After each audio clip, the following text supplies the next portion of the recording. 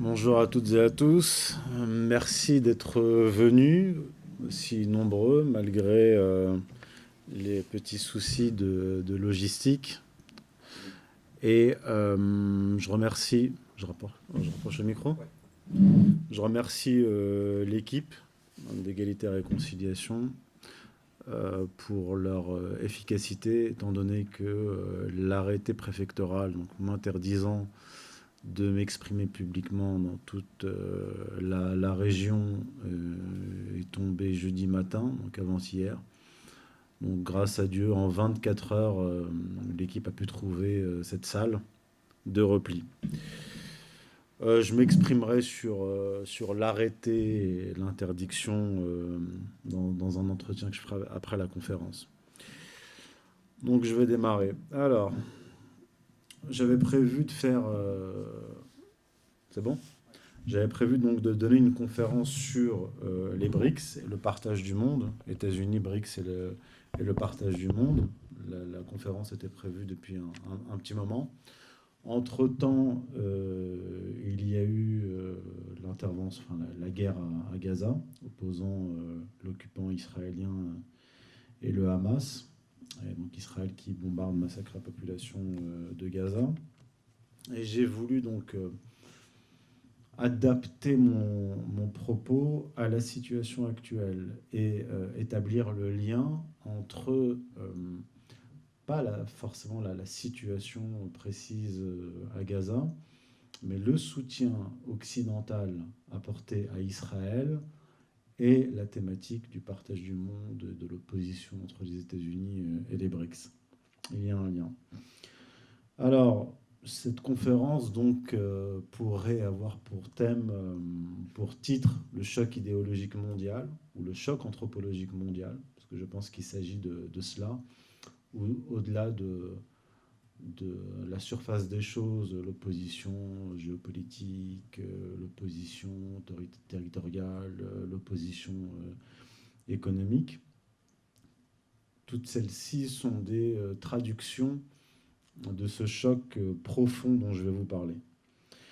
Alors, pour pas que vous perdiez le fil, parce que je vais remonter à la Révolution protestante, donc au XVIe siècle, je vais vous présenter le plan pour que vous ayez d'ores et déjà une idée du fil et du sens de mon propos.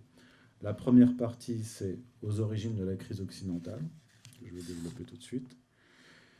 La deuxième partie, intégration de la France à l'espace inégalitaire. Et la troisième partie, multipolarité, BRICS et choc idéologique mondial. Alors, tout commence avec la Révolution protestante. La révolution luthérienne, donc, qui s'opère dans la première moitié du XVIe siècle, marque une rupture théologico-anthropologique dans le monde européen. Donc à l'époque, l'Europe était dominée par l'Église catholique, fondée essentiellement sur les évangiles et une interprétation évangélique de l'Ancien Testament, donc qui met quand même de côté toute la dimension inégalitaire, raciale, ainsi de suite de l'Ancien Testament. Et donc au XVIe siècle, Martin Luther apporte une réforme qui est ambiguë, comme vous le verrez. Elle est à la fois évangélique, dans le sens où il prétend revenir à la lettre, l'évangile, et cela il l'utilise pour s'opposer à l'Église catholique, qu'il accuse progressivement en fait de s'être éloigné du message évangélique. Mais très rapidement, notamment à l'occasion de la révolte des paysans, on va se rendre compte qu'en réalité, Martin Luther ne revient pas aux évangiles, mais il revient plutôt à l'Ancien Testament. Donc c'est une opposition, disons, théologique entre l'Ancien Testament inégalitaire et le Nouveau Testament des évangiles égalitaires. Donc c'est ça le fond de l'opposition que je vais développer. Donc le luthérianisme abandonne la théologie des actes au profit de la théologie de la grâce. L'idée, c'est que vous n'êtes pas sauvé par vos actes, mais vous êtes sauvé d'une certaine façon par la grâce, par une forme d'élection divine. Donc on revient déjà progressivement à une conception vétérotestamentaire. Donc cette théologie de la grâce, c'est le versant religieux de l'inégalitarisme anthropologique qui a gagné l'Allemagne, disons la moitié nord de l'Allemagne, qui a été gagné par le luthérianisme. Et historiquement, disons que l'anthropologie de cette moitié nord de l'Allemagne va subir une influence du luthérianisme. Luther qui était très attaché à la primogéniture de l'Ancien Testament. La primogéniture, c'est le premier-né, donc l'aîné qui hérite de tout, et le second qui est les autres enfants qui sont écartés de l'héritage. Donc inégalité entre les frères. Inégalité entre les frères, donc inégalité entre les peuples, et ainsi de suite. Donc il y a une coévolution entre la famille et la religion, c'est-à-dire une coévolution de la religion du protestantisme luthérien vers un inégalitarisme vétérotestamentaire avec la primogéniture, et l'évolution de la famille allemande qui va dériver dans cette période-là et par la suite vers la famille souche.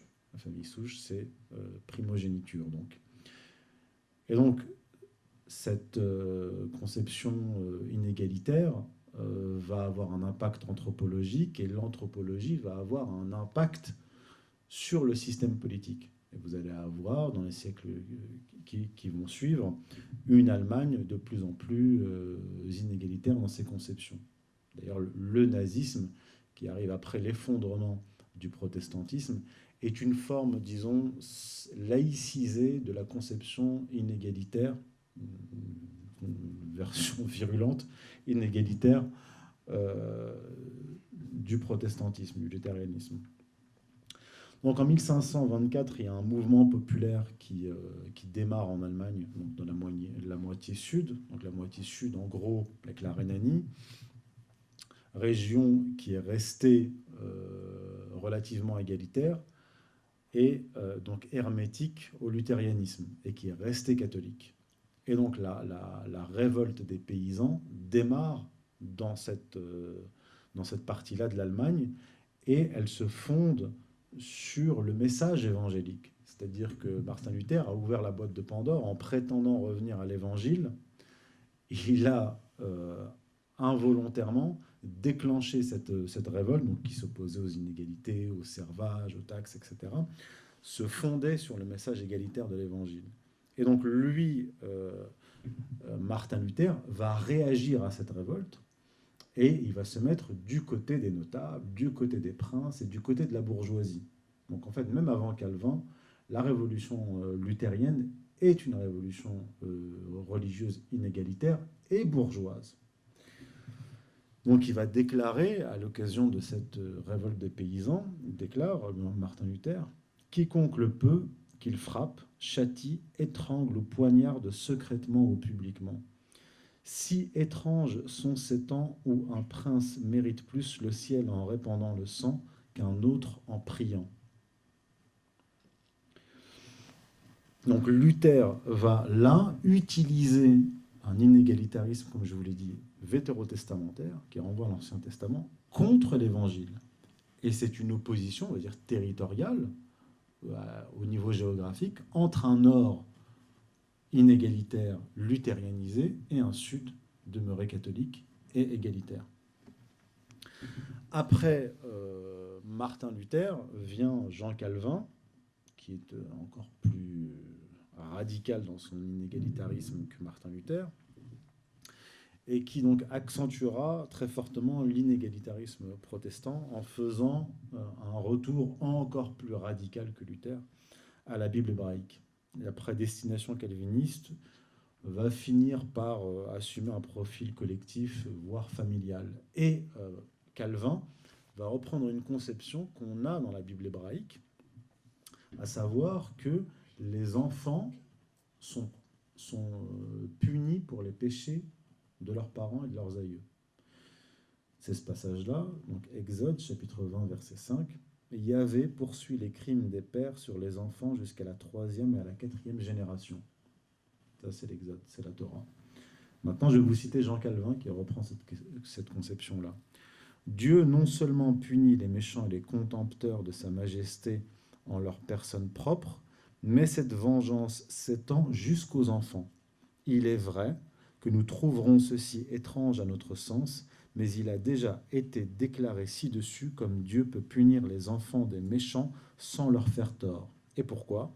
Nous sommes tous maudits en Adam et n'apportons que condamnation avec nous du ventre de la mère.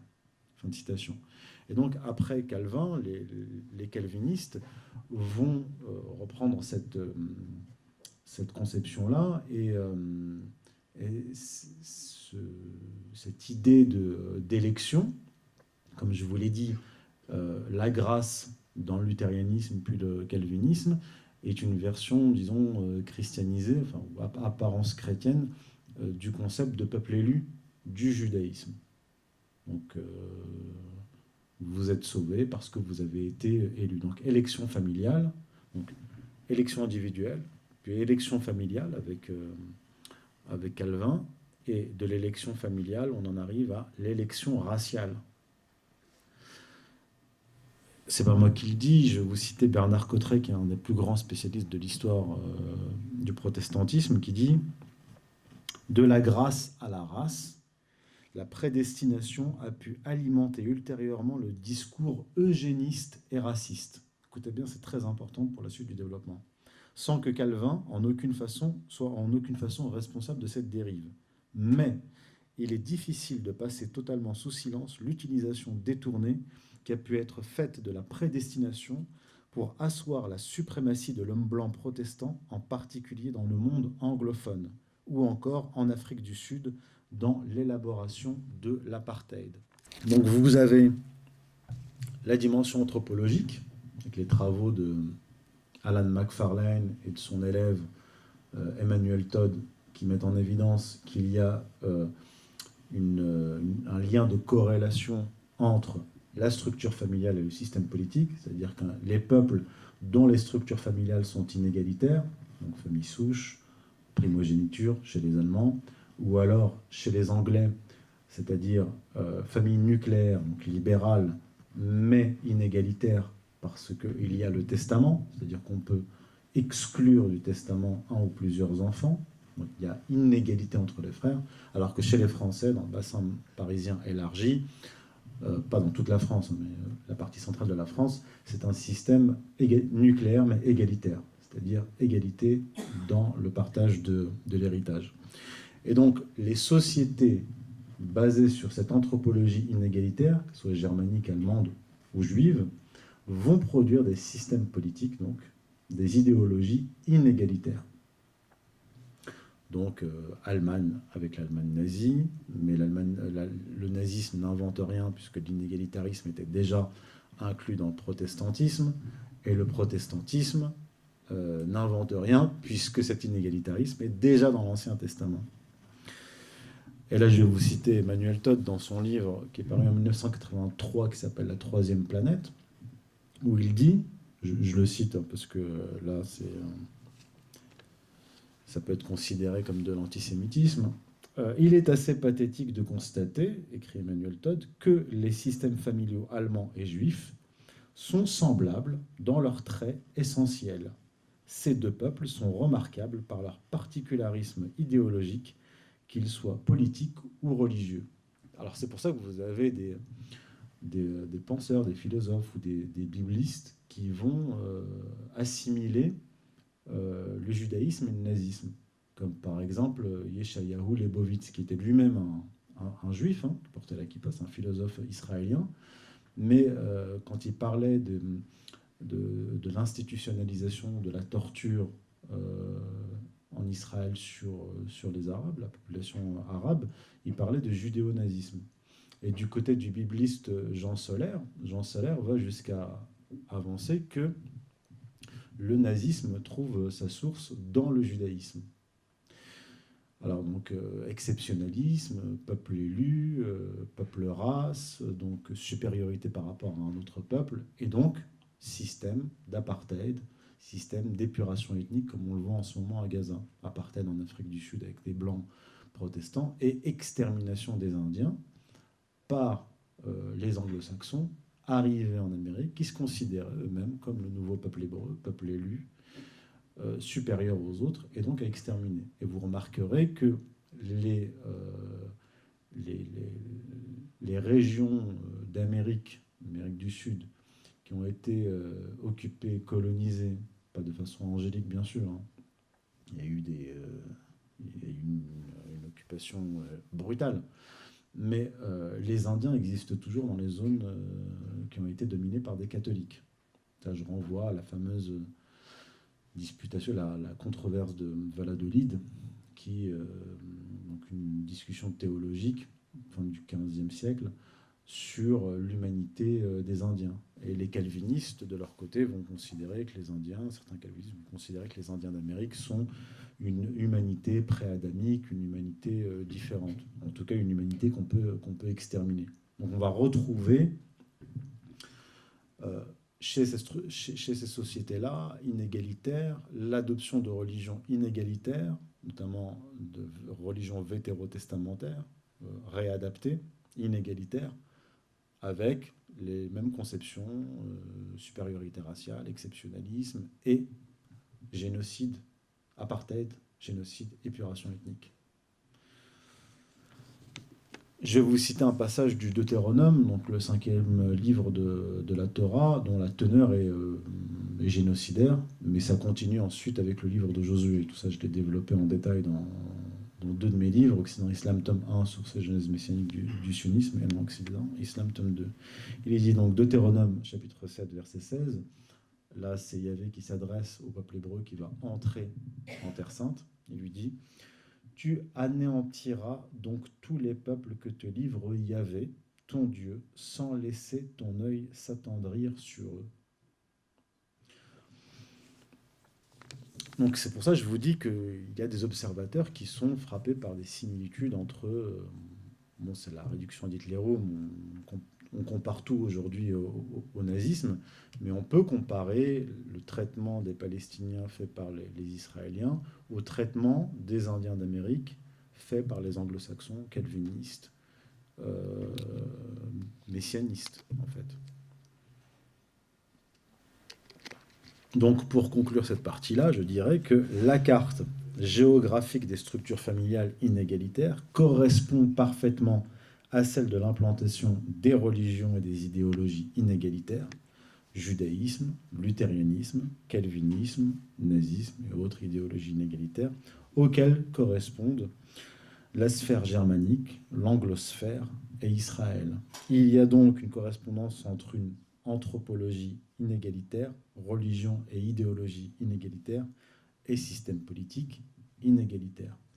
Donc vous allez avoir une carte du monde avec la carte actuelle, une anglosphère inégalitaire qui a choisi, pas par hasard, une Allemagne inégalitaire pour dominer comme Gauleiter, comme gouverneur de l'Europe pour soumettre les autres pays d'Europe. Donc l'anglosphère qui domine l'Europe et qui l'a intégrée, qui n'a donc plus son mot à dire. Les pays satellites qui sont soumis, et en face, des puissances égalitaires, dans la structure familiale plutôt égalitaire, comme la Russie par exemple, ou la Chine, qui sont des systèmes plutôt impériaux. Je fais la distinction dans mon dernier livre entre le système impérial et le système hégémonique. C'est 2 systèmes totalement différents. Le système hégémonique, l'hégémone, renvoie à Athènes avec une ségrégation géopolitique, une ségrégation dans les relations internationales. C'est-à-dire il y a les Athéniens et les autres cités. Il y a les Athéniens et les autres populations dominées. Il n'y a pas de mélange, il y a stricte séparation. Donc apartheid d'une certaine façon. Et il y a un système impérial. Le modèle, c'est Rome. Rome, empire, très brutal, sans pitié, mais qui considère les hommes comme égaux et qui intègre les populations dominées à son imperium.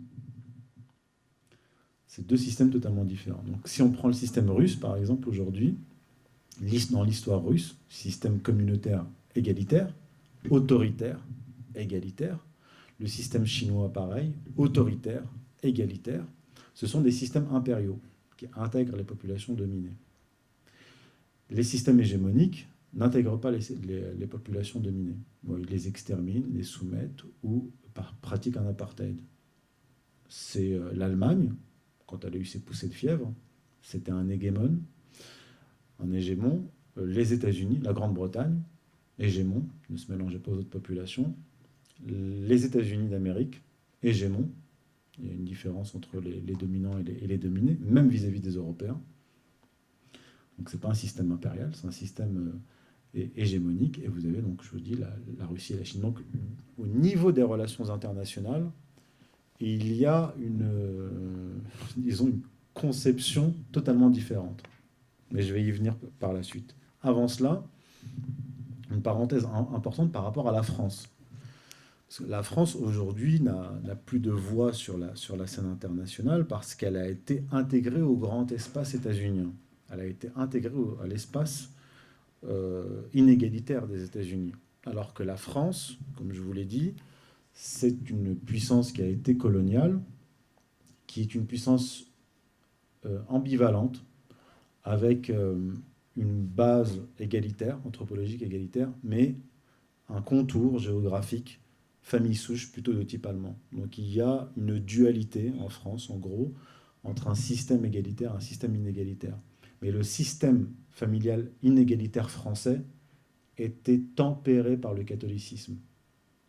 Et le catholicisme est la religion occidentale égalitaire. Donc en France, c'était tempéré.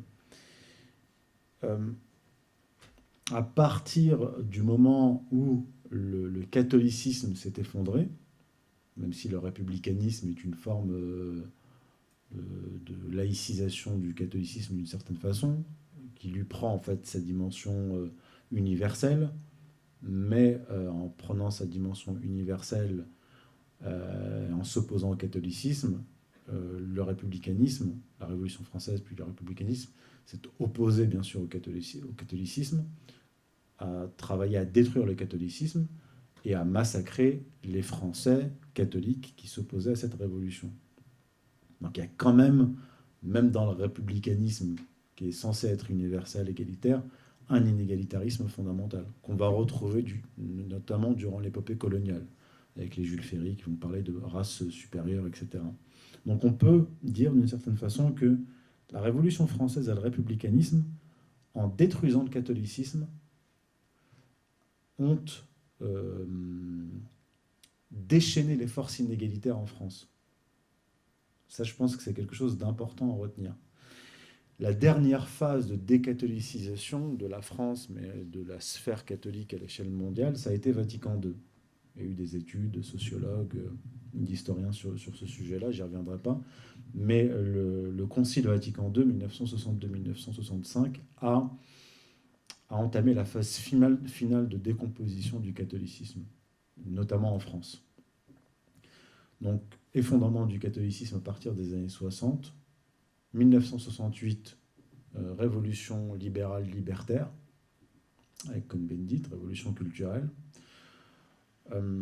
début de décomposition du système politique français, opposant d'un côté une droite enracinée dans le catholicisme et une gauche républicaine, socialiste, communiste.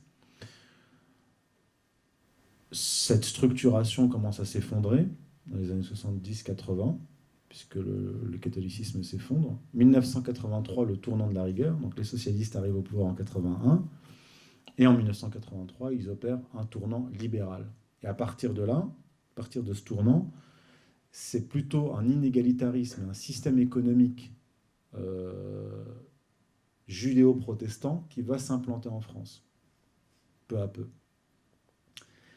et qui va amorcer une dynamique de destruction économique avec le système de libre-échange, la financiarisation, qui va exacerber les inégalités en France.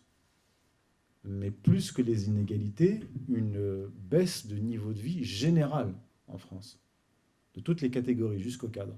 y compris la bourgeoisie française, qui croit appartenir à la même caste que l'oligarchie, ce qui n'est absolument pas le cas, parce que son niveau de vie aussi baisse. Et parallèlement à cela, vous avez donc une nouvelle stratification sociale en France, stratification éducative, stratification sociale, avec 20% supérieur qui va voter Macron, Sarkozy, etc. Et donc un inégalitarisme qui va apparaître et, en France avec un mépris, ce qu'explique Todd dans un de ses derniers livres, hein, un mépris descendant. Donc du haut vers le bas. Et donc la France va devenir, en raison de cette histoire longue et complexe, un pays qui intègre la dimension inégalitaire, ce qui va donner les Gilets jaunes. Donc en fait, vous avez une France aujourd'hui qui est en crise, parce que vous avez le haut de la société détaché du haut, c'est la sécession des élites, les travaux de Christophe Guilluy, qui va mépriser le reste de la société, mais vous avez une strate importante de la société, qu'appelle Guilluy la France périphérique, donc la masse importante de la population française, qui, elle, est restée égalitaire, d'où les Gilets jaunes. Et la répression violente de la Macronie contre les Gilets jaunes, c'est l'opposition entre une France majoritairement égalitaire à la France d'en haut, inégalitaire et méprisante. Et c'est ce qui va expliquer aussi la nouvelle géopolitique de la France, alignée sur les États-Unis, avec l'arrivée de Sarkozy en 2007. Donc Sarkozy, arrivé en 2007, c'est l'aboutissement de ce processus historique inégalitaire qui va s'implanter en France. C'est le bling-bling, c'est le mépris des petites gens, c'est l'idée du self-made man, etc. Sarkozy est le symptôme de cela. Et donc, qu'est-ce que va faire Sarkozy? Donc, il va accélérer la dynamique inégalitaire, socio-économique, et avec Macron et Hollande et Macron, ça va être encore pire, enfin, ça va s'accentuer, mais il va aligner sur le plan géopolitique la France sur les États-Unis. Donc, réintégration, commandement intégré de l'OTAN. Il arrive au pouvoir en 2007. 2011, il bombarde la Libye, alors que jusqu'à Chirac, la France, enfin, à l'époque Chirac, hein, parce que je ne peux pas parler de la période de Mitterrand, mais sous Chirac, il y avait un gaullisme résiduel qui s'opposait aux guerres coloniales, disons. Donc des résidus d'égalitarisme dans la conception des relations internationales. Ça, c'est enterré par Sarkozy. Et 2011, donc, il fait cette guerre otanienne contre la Libye. Donc, guerre hégémonique américaine. Et donc, vous avez la France qui va être intégrée à ce système inégalitaire anglo-américain qui domine l'Occident. Et vous avez donc, à l'échelle occidentale, toute une caste, toute une oligarchie qui considère son propre peuple, ses propres peuples, comme, d'une certaine façon, des sous-hommes.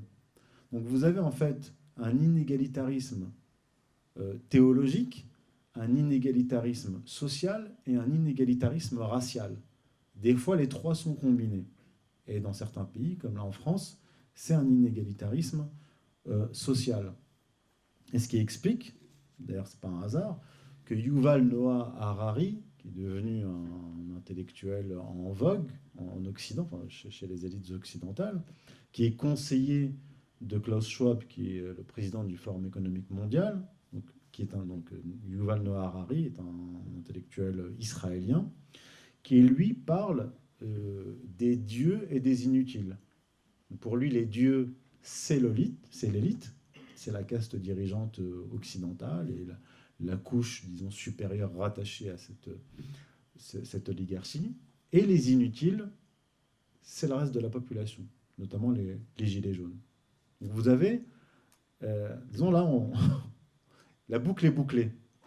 On part de l'Ancien Testament, il y a toute cette histoire longue et complexe là, que je vous ai résumée, et on en arrive avec un Yuval Noah Harari, israélien, homosexuel, marié à un homme, et qui est porteur de ce discours inégalitaire, qui est une version, en fait, laïcisée du judaïsme. Un inégalitarisme fondamental. Donc c'est pour ça, encore une fois, que certains assimilent ce discours-là à celui du nazisme, puisque le nazisme, c'est devenu le grand point de repère de l'inégalitarisme, alors que avant le nazisme, il y a eu tout ce que je vous ai exposé. Donc, pour résumer cette seconde partie, donc l'État juif, l'État hébreu traite les Palestiniens comme des sous-hommes. Le régime de Kiev traitait les Russes du Donbass comme des sous-hommes. Les dirigeants occidentaux traitent leur propre peuple comme des sous-hommes. Et tout cela, donc, avec l'aval des élites occidentales, hein, ce qui se passe en Israël, ce qui s'est passé dans le Donbass. Donc, cette crise géopolitique des relations internationales trouve sa source dans cette crise de l'inégalitarisme théologique, anthropologique, historique. Ce qui nous amène à la troisième partie, la multipolarité, BRICS et choc idéologique mondial.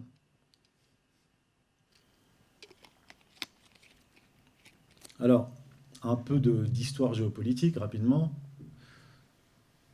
Certes, les États-Unis sont un hégémone inégalitaire, comme je vous l'ai dit.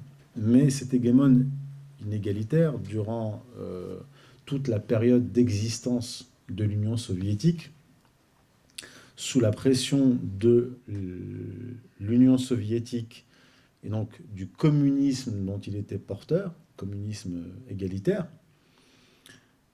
tempérait son inégalitarisme. Ça, c'est très important.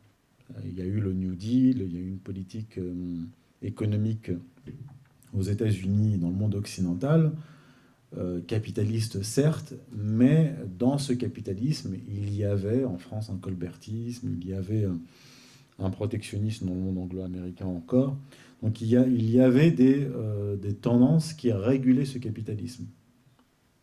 L'existence de l'Union soviétique avait, disons, cette vertu-là au moins. À partir de la chute du mur de Berlin et de l'effondrement de l'Union soviétique, les États-Unis, qui sont lancés dans des guerres successives, des guerres hégémoniques, ont connu un inégalitarisme exacerbé. Et on le voit d'ailleurs, c'est dans les années 90, donc après l'effondrement de l'Union soviétique, qu'une loi a été dictée aux États-Unis, d'ailleurs portée par un judéo-américain qui était passé par Goldman Sachs, une loi qui a aboli le Glass-Steagall Act. Le Glass-Steagall Act était une loi édictée aux États-Unis en 1933, après la crise de 29, pour séparer les banques de dépôt et les banques d'affaires. Donc pour préserver, disons, l'économie réelle de l'économie fictive, du casino de la haute finance. Donc, dans cette période-là, l'inégalitarisme s'est exacerbé à l'échelle occidentale et à l'échelle mondiale, et aussi en Russie. En Russie, avec les oligarques qui ont largement collaboré avec les États-Unis et qui ont organisé le dépeçage et l'appauvrissement des ressources russes et l'appauvrissement des Russes. Donc on a eu cette période-là où l'inégalitarisme anglo-américain judéo-protestant s'est totalement déchaîné. Et cette parenthèse est en train de se refermer avec l'émergence du monde multipolaire. Donc la réémergence de la Russie en tant que puissance, je dirais, post-impériale, égalitaire, la réémergence de la Chine, puissance aussi impériale, continentale, avec une sphère d'influence bien définie et qui est égalitaire. Alors, ce n'est pas le monde des bisounours, hein. Je ne dis pas qu'il y a des gentils contre des méchants. Je dis juste qu'il y a des puissances géopolitiques avec des conceptions totalement différentes les unes des autres. Il y en a qui considèrent a priori tous les êtres humains comme égaux et qui respectent, les Russes, les Chinois, qui respectent plus les autres États que les États-Unis, qui sont porteurs, eux, d'un messianisme, même si c'est un messianisme sécularisé, laïcisé. Les Israéliens pensent qu'ils sont le peuple élu, mais les Américains aussi pensent qu'ils sont le peuple élu, et donc ils doivent dominer le monde et imposer un messianisme libéral. Les Russes et les Chinois ont d'autres conceptions, une autre vision du monde. Ils ne considèrent pas qu'ils ont une mission universelle et que tous les peuples du monde doivent leur être soumis. Donc, l'avènement du monde multipolaire qui a été causé par le retour des grandes puissances géopolitiques marque la fin de l'hégémonisme états-unien et donc un rééquilibrage à l'échelle mondiale et une opposition à cet inégalitarisme dans les relations internationales, dans l'économie, etc. C'est ce qui explique aussi la situation actuelle et la position de la Chine et de la Russie par rapport à ce qui se passe à Gaza. Leurs positions sont claires et nettes. Il n'y a pas d'ambiguïté. Ils condamnent, ils sont opposés à la politique israélienne, etc. Donc, ces puissances géopolitiques remettent en cause l'hégémonisme inégalitaire et ses valeurs. Et donc, qu'est-ce qu'ils proposent? C'est primauté du droit international, alors que le droit international n'existe plus pour les États-Unis ou pour les Israéliens. Les Israéliens piétinent toutes les résolutions, ils violent le droit international sans arrêt, le droit de la guerre. Et les États-Unis se considèrent comme un peuple messie, comme les Israéliens d'ailleurs, mais carrément un peuple Dieu qui est au-dessus des lois internationales et qui se lance dans des guerres justes, avec le bien que eux représentent et le mal qui sont en fait tous leurs ennemis. Et c'est d'ailleurs le discours actuel de Netanyahou. Nous sommes le peuple de la lumière, ils sont le peuple des ténèbres. C'est un discours qui précède un génocide. Quand vous dites qu'on est dans comme le dit Netanyahou, dans la réalisation des prophéties d'Ésaïe, que nous sommes le peuple de la lumière et que les Palestiniens sont le peuple des ténèbres, bah, ça veut dire qu'ils sont le mal et que si ils représentent le mal, ça veut dire qu'ils peuvent être exterminés. Tout comme l'axe du mal de George W. Bush, qui a causé 1 million de morts en Irak, 360 000 morts en Afghanistan, 160 000 morts en Libye, 500 000 morts en Syrie. On est face à des puissances géopolitiques qui mènent pas des guerres, mais qui mènent carrément des guerres d'extermination. Donc, les puissances réémergentes mettent en avant la primauté du droit international, l'anticolonialisme et la remise en cause du dollar qui est désigné par les Chinois, des autorités chinoises, qui est désigné comme une arme des États-Unis et une source d'insécurité pour d'autres pays, puisque le dollar est utilisé comme un outil de domination qui ne repose pas sur une valeur réelle, qui ne repose plus sur l'or, mais qui repose sur l'armée américaine. C'est ça. Le dollar ne repose plus que sur la menace des porte-avions américains et des bombardements américains. Alors donc on en arrive aux BRICS.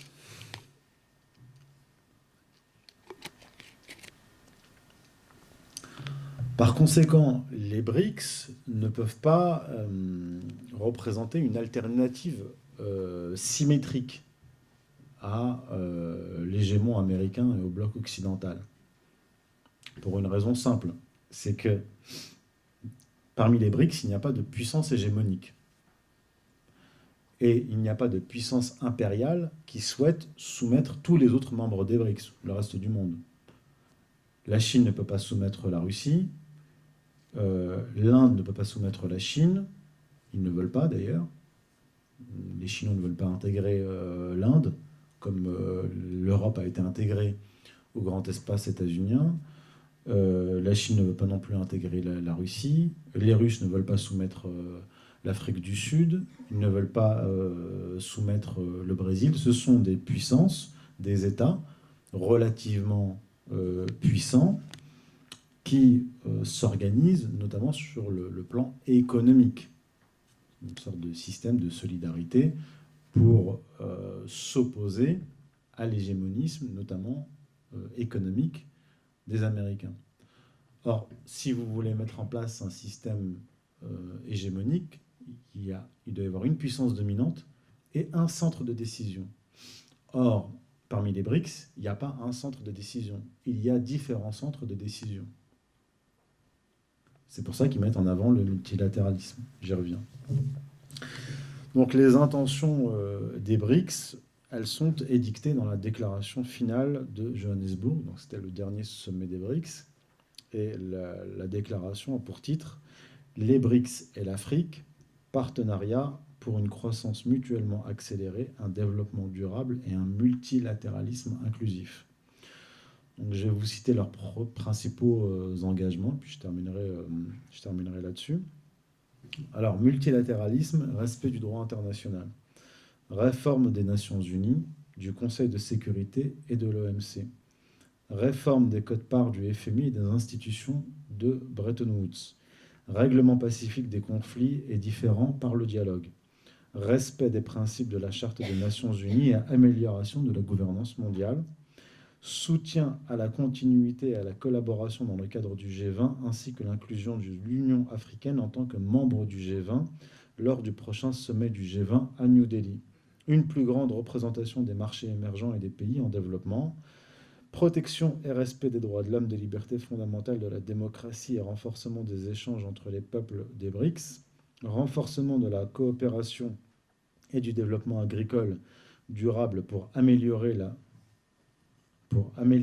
la sécurité alimentaire au sein des BRICS et dans le monde entier, soutien à l'agenda 2063 de l'Union africaine en faveur de l'intégration et de la zone de libre-échange africaine, défense, promotion et renforcement de la coopération multilatérale au changement climatique et contribution à la réussite de la prochaine COP28 à Dubaï, relever les défis en matière de sécurité énergétique et encourageant les flux d'investissement dans le domaine de l'énergie et de la transition énergétique. Donc vous avez quand même des propositions assez éparses avec des thématiques assez hétérogènes. Alors il y a le discours sur les droits de l'homme, la démocratie, etc. Je pense que ça c'est fait pour faire joli. Sur la transition énergétique, là c'est plus ambigu, mais pour avoir intégré des pays comme l'Arabie Saoudite, les Émirats Arabes Unis, l'Iran, qui sont des producteurs exportateurs de pétrole, et pas le Qatar, mais pas le Qatar, non, dans les nouveaux BRICS, BRICS 11. Mais il est évident que l'Arabie Saoudite, l'Iran, etc. ne vont pas militer pour la transition énergétique, ni même la Russie. Mais ce qui est prégnant là-dedans, c'est le multilatéralisme, ils insistent là-dessus. Donc c'est un peu un retour au traité de Westphalie. C'était en 1648, après les guerres de religion entre protestants et catholiques. Il y a eu les traités de Westphalie qui ont mis sur un pied d'égalité les États avec des règles. Donc on ne s'ingère pas dans les États des autres, donc pas d'ingérence dans les affaires des États voisins, empêcher l'émergence d'une puissance qui va dominer toutes les autres. C'est pour ça qu'on a subdivisé l'Allemagne inégalitaire en de multiples États. Et donc, disons que la France, avec le traité de Westphalie, a réussi d'une certaine façon à neutraliser la puissance allemande inégalitaire. Et c'est une conception égalitaire qui a réussi à être imposée avec les traités de Westphalie. C'est-à-dire, on considère que les États sont égaux. Et ce que proposent là les BRICS, c'est surtout les Russes, ce multilatéralisme, c'est sortir du monde unipolaire, là on est en train d'en sortir, avec une sorte de traité de Westphalie 2.0, c'est-à-dire revenir à une conception primauté du droit international, une conception égalitaire des États, et non pas une conception en fait vétérotestamentaire, messianique, avec un État ou plusieurs États élus qui écraseraient les autres. Et ça apparaît très nettement dans le discours de Poutine lors du dernier sommet des BRICS, où il dit « Le plus important, c'est que les BRICS vont promouvoir un ordre multilatéral, équitable, bâti sur le droit international et le principe de la Charte des Nations Unies.